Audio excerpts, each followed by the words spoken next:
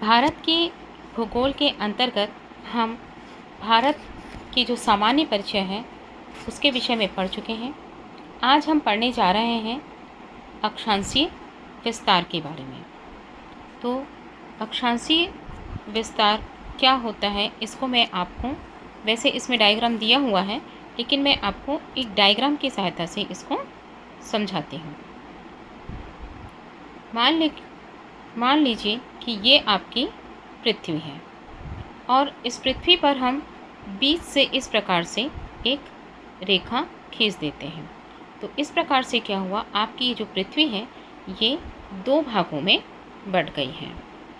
ठीक है, ये ऊपर वाला जो भाग हुआ उत्तर का है तो ये उत्तरी गोलार्ध कहलाएगा, और नीचे का जो भाग है ये नीचे है इसलिए ये दक्षिणी गोलार्ध कहलाएगा।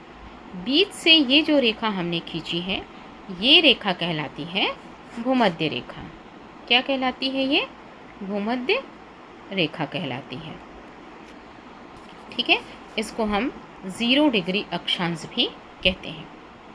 अब यदि हम कुछ रेखाएं इस प्रकार से खींचें, जो ये आपका पूर्व से पश्चिम की ओर अगर हम रेखाएं खींचते हैं और ये रेखा हम खींचें कि अगर इस प्रकार से सीधी सीधी अगर हम ये रेखाएं इधर उत्तरी गोलार्ध की ओर खींचें तो ये रेखाएं जो है वो कहलाती है उत्तरी अक्षांश।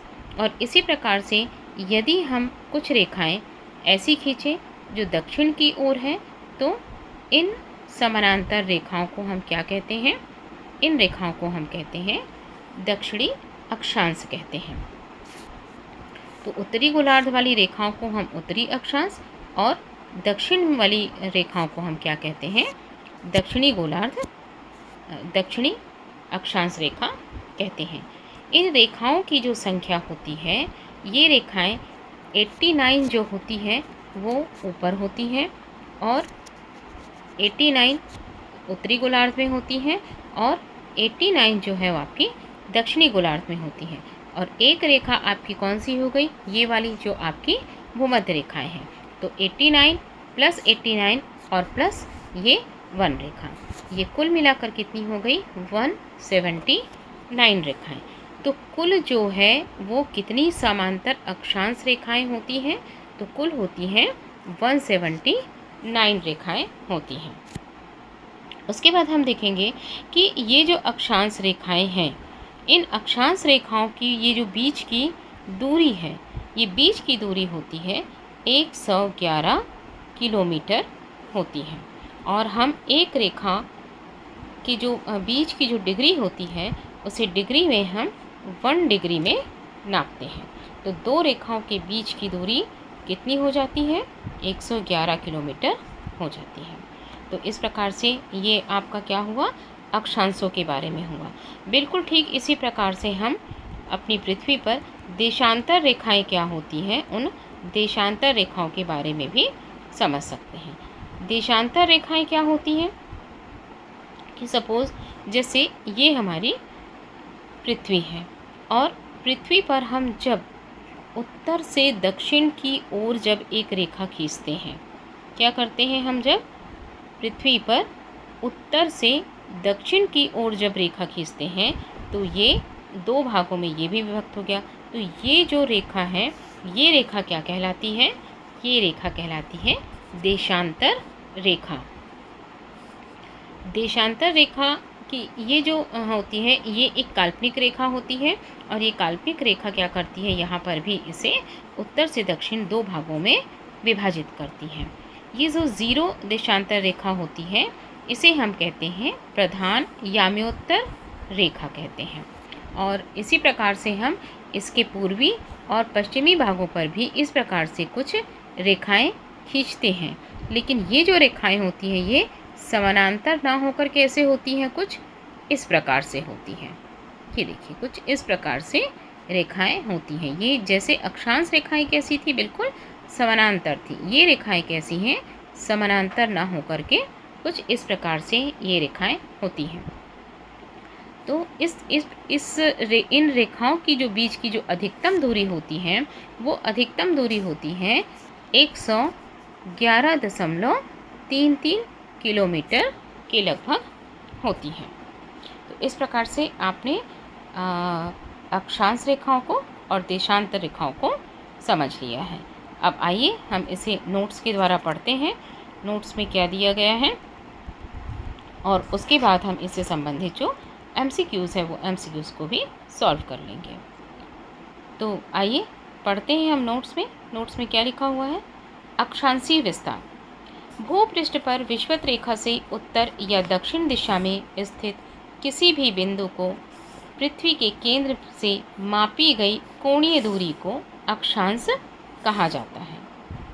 अक्षांश वह काल्पनिक रेखाएं होती हैं जो पृथ्वी के चारों ओर पूर्व से पश्चिम दिशा में विषुवत रेखा के समानांतर खींची जाती हैं। अक्षांश को अंशों, मिनटों एवं सेकंडों में दर्शाया जाता है। पृथ्वी को दो बराबर भागों में बांटने वाले जीरो अक्षांश को भूमध्य रेखा कहा जाता है, जैसे कि मैंने आपको बताया था। और यहाँ पर भी आप इसको इस प्रकार से चित्र में देख सकते हैं।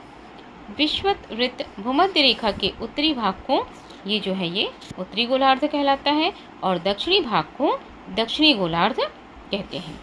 भूमध्य रेखा के उत्तर में स्थित अक्षांश रेखाओं को उत्तरी अक्षांश रेखाएं कहते हैं और उत्तरी अक्षांश रेखाएं तथा भूमध्य रेखा के दक्षिण अक्षांश रेखाओं को अगर हम इधर खींचते हैं तो उसे हम क्या कहते हैं? दक्षिणी अक्षांश रेखाएं कहते हैं। यदि अक्षांश रेखाओं को 1 डिग्री के अंतराल पर खींचा जाए तो उत्तरी गोलार्ध में 89 रेखाएं और दक्षिणी गोलार्ध में भी 89 रेखाएं होती हैं और एक बीच की रेखा। इस प्रकार से कुल रेखाओं की संख्या कितनी होती है? 179 होती है। किन्हीं दो समानांतर अक्षांश रेखाओं के बीच के मध्य की दूरी लगभग 111 किलोमीटर होती है। भूपृष्ठ पर उत्तरी ध्रुव एवं दक्षिणी ध्रुव को मिलाने वाली काल्पनिक रेखा जो पृथ्वी को दो बराबर भागों में बांटती है को प्रधान याम्योत्तर कहा जाता है। ये जो है वो क्या है? आपका प्रधान याम्योत्तर है। यह रेखा लंदन के ग्रीनविच शहर से गुजरती है। प्रधान याम्योत्तर रेखा को 0 डिग्री देशांतर भी कहा जाता है। प्रधान याम्योत्तर के पूर्व और पश्चिम में उत्तर ध्रुव से दक्षिण ध्रुव के ऊपर से नीचे उत्तर से दक्षिण ध्रुव की ओर जो काल्पनिक रेखाएं होती हैं वो देशांतर रेखाएं कहलाती हैं। देशांतर रेखाएं समानांतर नहीं होती। ध्रुवों से विषुवत रेखा की ओर बढ़ने पर देशांतर रेखाओं के मध्य की दूरी जो है वो बढ़ती जाती है। विषुवत रेखा पर देशांतर रेखाओं के बीच अधिकतम 111.33 किलोमीटर की दूरी होती है। भारत पूर्णतः उत्तरी गोलार्ध पर स्थित है। संपूर्ण भारत का अक्षांशीय विस्तार 6 डिग्री 45 मिनट उत्तरी अक्षांश से 37 डिग्री उत्तरी अक्षांश तक है। इसकी विस्तार जो है वो मुख्य भूमि पर कितनी है? 8.4 डिग्री उत्तरी अक्षांश से 37 डिग्री 6 मिनट उत्तरी अक्षांश एवं 68 डिग्री 7 मिनट पूर्वी देशांतर से 97 डिग्री 25 मिनट पूर्वी देशांतर के मध्य फैली हुई है। उष्णकटिबंधीय क्षेत्र का विस्तार 23 डिग्री 30 मिनट से उत्तरी एवं दक्षिणी अक्षांशों के मध्य है।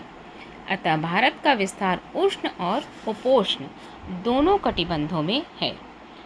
ध्यातव्य है कि निम्न अक्षांश 0 डिग्री से उच्च अक्षांश 90 डिग्री की ओर जाने पर दिन और रात की अवधि में अंतर होता है। उत्तरी गोलार्ध में अक्षांश का प्रभाव दक्षिणी से उत्तर की ओर दिन और रात की अवधि पर ज़रूर पड़ता है। अब आइए इससे संबंधित जो प्रश्न हैं उन प्रश्नों को हम देख लें। प्रश्न 1 है, भारत विस्तृत है।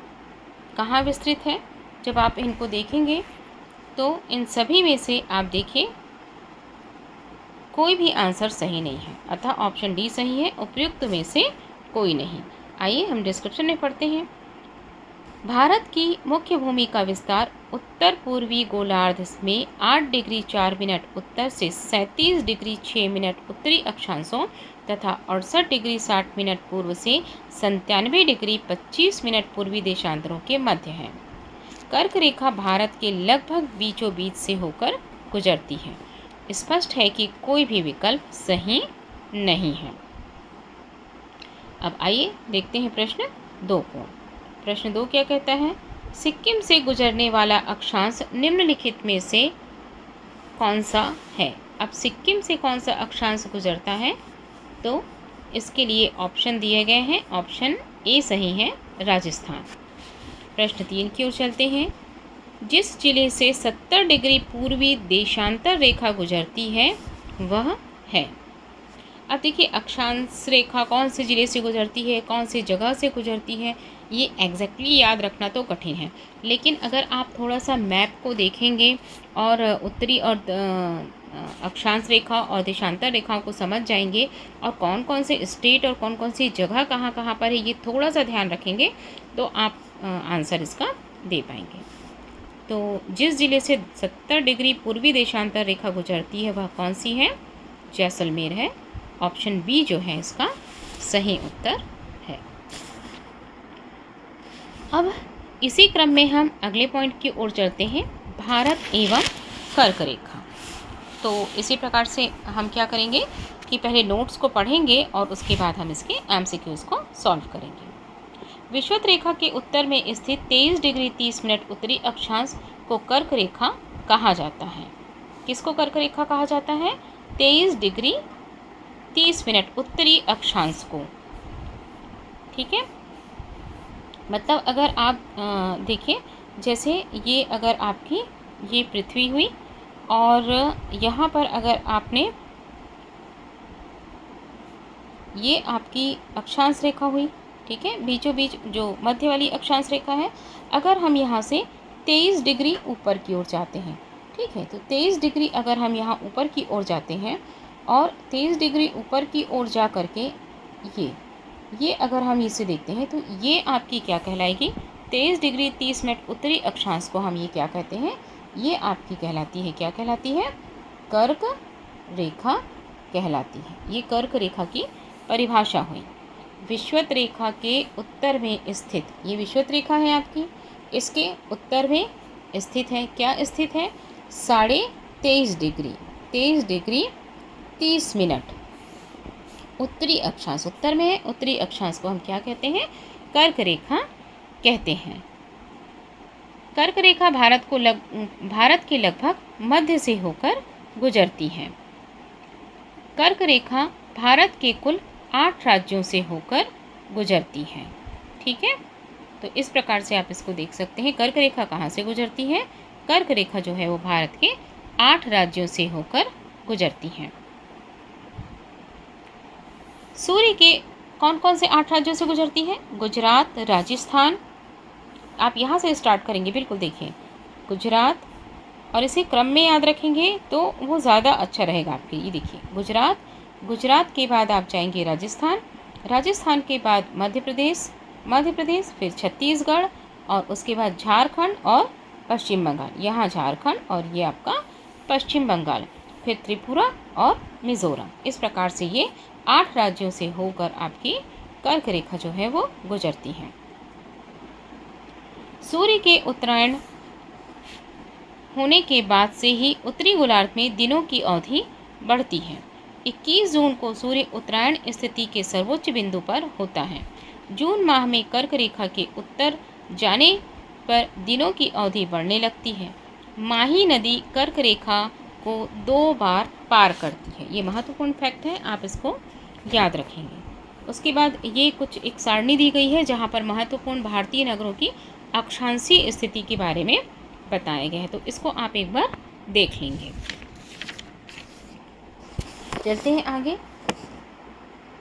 आगे अब इसके एमसीक्यूज़ दिए गए हैं, तो आइए नोट्स के अनुसार हम एमसीक्यूज़ को सॉल्व करते हैं।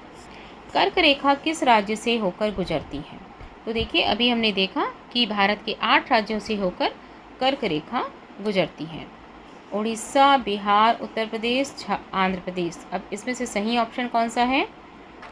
वैसे इनमें से कुछ भी नहीं गुजरता, लेकिन आप देखिए यहाँ पर बिहार के साथ इन्होंने क्या दे दिया है? झारखंड। तो हम झारखंड को सही मानते हुए ऑप्शन बी को सही माना जा सकता है। आइए पढ़ते हैं इसके डिस्क्रिप्शन में क्या दिया है। कर्क रेखा पर पड़ने वाले भारत के राज्य कुल 8 हैं। गुजरात, राजस्थान, मध्य प्रदेश, छत्तीसगढ़, झारखंड, पश्चिम बंगाल, त्रिपुरा और मिजोरम। अतः वर्तमान में उपयुक्त दिए गए विकल्पों में कोई भी सही नहीं है, किंतु प्रश्नकाल में झारखंड बिहार का ही भाग था, अतः तत्कालीन परिस्थितियों में विकल्प बी सही उत्तर था। आगे बढ़ते हैं प्रश्न 2 की ओर। कर्क रेखा निम्नलिखित में से किन राज्यों से होकर गुजरती है? कर्क रेखा कहाँ से गुजरती है? तो गुजरात, छत्तीसगढ़, उत्तर प्रदेश, झारखंड। स्पष्ट रूप से आपको समझ में आया होगा कि सिर्फ इसमें से 3 नहीं होगा, 1, 2 और 4 है, अतः ऑप्शन ए जो है वो सही है। आगे बढ़ते हैं।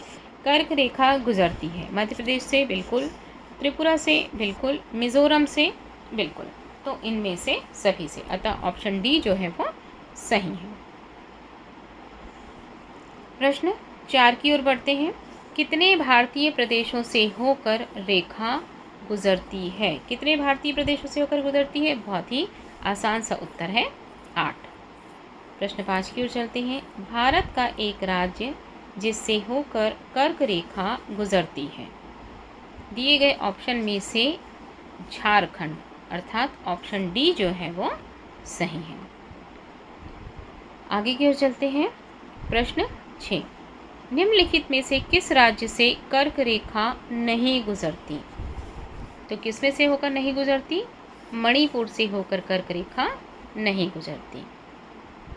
प्रश्न 7, निम्नांकित नगरों में कौन कर्क रेखा से निकटतम दूरी पर स्थित है? इनमें से कौन सा है जो निकटतम दूरी पर स्थित है? तो ऑप्शन बी गांधीनगर जो है वो सही उत्तर है। प्रश्न 8 की ओर चलते हैं। निम्न नगरों में से कौन सा कर्क रेखा के निकटतम है? तो जो ऑप्शन दिया है उनमें से कोलकाता जो है वो कर्क रेखा के निकटतम है। प्रश्न 9 की ओर चलते हैं। कौन सा महत्वपूर्ण अक्षांश भारत को लगभग बराबर भागों में विभाजित करता है? तो 23 डिग्री 30 मिनट, अभी हमने बताया था आपको। अब आगे चलते हैं प्रश्न 10 की ओर। निम्नलिखित में से कौन सा भारतीय राज्य कर्क रेखा के उत्तर में स्थित है? अब ये आपको मैप पता होना चाहिए, तो मैप के हिसाब से आप इसमें अंदाज लगा सकते हैं। तो कौन सा है? इसका सही ऑप्शन है ऑप्शन बी, मणिपुर कर्क रेखा के उत्तर में अवस्थित है। अगले प्रश्न में देखते हैं प्रश्न 11, जून माह में निम्न स्थानों में से कहाँ पर दिन की अवधि अधिकांश होगी? तो हमने पढ़ा था कि जैसे जैसे हम उत्तर की ओर बढ़ते हैं वहाँ पर क्या होती है? दिन की अवधि अधिकतम होगी। तो इन चारों ऑप्शन में से जो दिल्ली है वो उत्तर की ओर है, तो ऑप्शन डी जो है इसका सही उत्तर होगा। आइए हम डिस्क्रिप्शन को पढ़ते हैं। सूर्य के उत्तरायण होने के बाद से ही उत्तरी गोलार्ध में दिनों की अवधि बढ़ती जाती है। 21 जून को सूर्य उत्तरायण स्थिति के सर्वोच्च बिंदु पर होता है। इस माह में कर्क रेखा से उत्तर जाने पर दिनों की अवधि बढ़ने लगती है। दिल्ली की स्थिति उपयुक्त विकल्प में सबसे उत्तर है, अतः यहाँ दिन की अवधि अधिकतम होगी। चलिए अब पढ़ते हैं प्रश्न 12 की ओर। निम्नलिखित में से कौन सा शहर कर्क रेखा के निकटस्थ है? तो इन दिए गए ऑप्शन में जबलपुर जो है वो कर्क रेखा से निकटस्थ है। आगे चलते हैं प्रश्न 13 की ओर। निम्नलिखित भारत की नदियों में कौन कर्क रेखा को 2 बार पार करती है? बहुत ही आसान सा है, तो माही नदी जो है वो कर्क रेखा से 2 बार पार करती है। पढ़ते हैं व्याख्या में क्या लिखा है। माही नदी कर्क रेखा को 2 बार पार करती है। यह मध्य प्रदेश से उद्गमित होकर राजस्थान, गुजरात में प्रवाहित होते हुए खंभात की खाड़ी में गिरती है। तो ठीक है, यहाँ तक हमारा पूरा हुआ। अब हम आगे बढ़ते हैं मानक समय को लेकर। उम्मीद करती हूँ कि यहाँ तक आपको सारी चीज़ें बहुत अच्छी से क्लियर हुई होंगी।